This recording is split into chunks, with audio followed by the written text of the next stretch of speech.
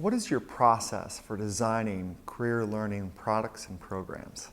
The first process is full inspiration.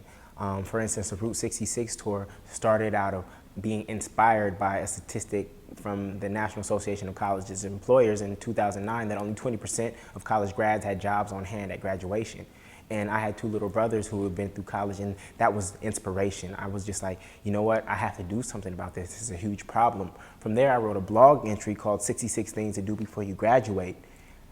Then I tried to share that blog entry with as many people as possible. So I reached out to the National Society of Collegiate Scholars, who I was a member of during undergrad, and all I originally wanted them to do was send it out to their membership.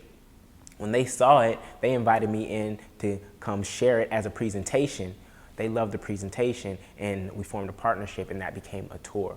So that's kind of been my process, is starting with being fully inspired and committed to solving a particular specific problem. From there, packaging it or creating some sort of comprehensive way of delivering it. For this instance, we chose a book and a presentation and a tour.